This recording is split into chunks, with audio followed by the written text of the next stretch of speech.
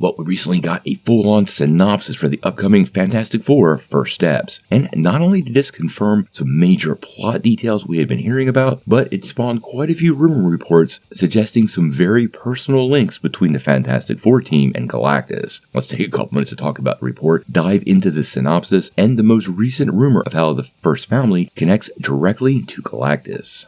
Well, at this point, the Fantastic Four First Steps really is shaping up to be a huge film for 2025. It's one of Marvel's most anticipated movies, and for fans of the classic comic, a return to the silver screen after a really long hiatus after that last disaster. Now, recently, we got a full-on synopsis, and it did confirm several casting details that had not been officially confirmed by Marvel, as well as some pretty interesting teases in the language I think we need to pay close attention to. Let's just break down the synopsis. It reads, set against the vibrant backdrop of the 1960s-inspired retro-futuristic world, Marvel Studios' The Fantastic Four First Steps introduces Marvel's First Family, Reed Richards' Mr. Fantastic, Sue Storm, Invisible Woman, Johnny Storm, Human Torch, and Ben Grimm, The Thing, as they face off with their most daunting challenge yet. Forced to balance their role as heroes with the strength of their family bond, they must defend the Earth from a ravenous space god called Galactus and his enigmatic herald, Silver Surfer. And if Galactus' plan to devour the entire planet and everyone on it weren't bad enough, it suddenly gets very personal.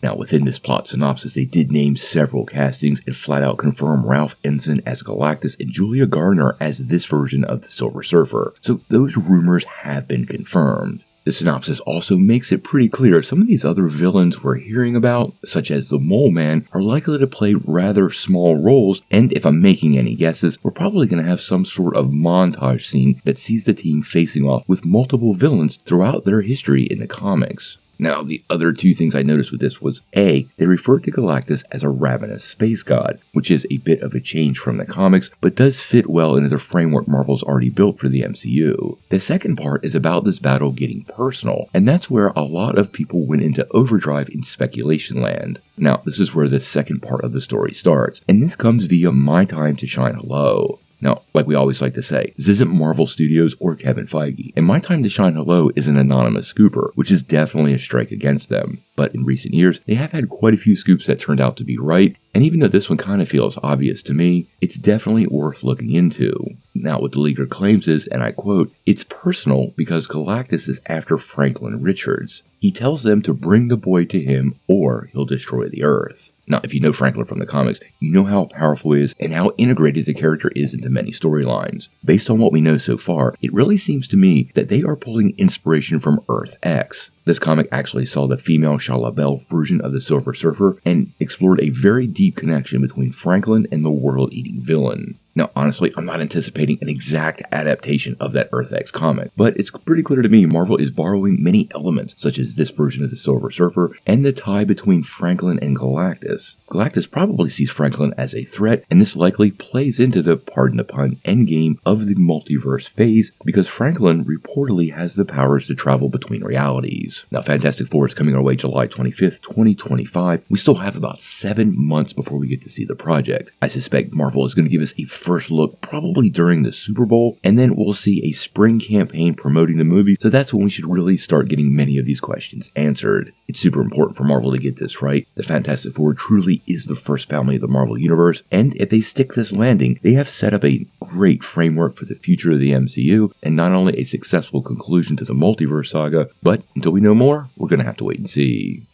Now, before you take off, make sure you hit that like and subscribe button, ring that bell for all the updates, and make sure you get every notification because we do daily Marvel and DC content and we don't want you to miss any news.